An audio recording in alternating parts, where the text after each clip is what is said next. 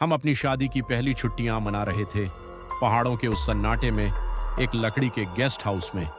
आरव ने कहा था, यहाँ कोई नहीं आता, बस हम और ये खामोशी। लेकिन मुझे उस खामोशी में कुछ और भी सुनाई दे रहा था।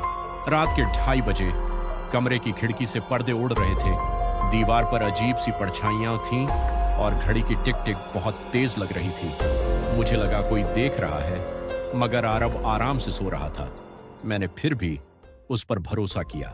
सुबह जब आरव उठे, उनकी आंखें सुर्ख थीं, जैसे पूरी रात जागते रहे हों। उनकी मुस्कुराहट में कुछ अजीब था। मैंने पूछा, सब ठीक है? वो बोले, सब बिल्कुल ठीक है। तुम्हें मुझ पर भरोसा है ना? और मैं बस चुप रह गई। मैं बाथरूम गई और शीशे में खुद को देखा। फिर अचानक किसी की परछाई मेरे पीछे दिखाई दी। मैं पलटी, वहां कोई नहीं था। लेकिन फिर शीशे में दीवार से खून बहता दिखा। मैं चीखना चाहती थी, पर आवाज जैसे गले में अटक गई थी। गांव के एक बुजुर्ग मिले।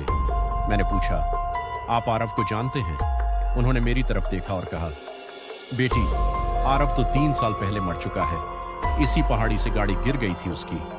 मेरे हाथ से फोन गिर गया और मेरा भरोसा भी।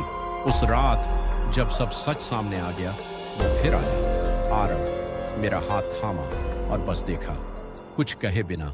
उसकी आंखों में सिर्फ ही एक बात थी, माफ कर दो, मुझे जाना है। मैंने उसका हाथ कसकर पकड़ लिया, जैसे वो दोबारा न जाए। कभी कभी भरोसा सिर्फ जिंदा लोगों पर नहीं होता, कभी कभी आत्माएं भी लौटती हैं, सिर्फ इसलिए क्योंकि उन्हें भी आखिरी बार भरोसा चाहिए होता है।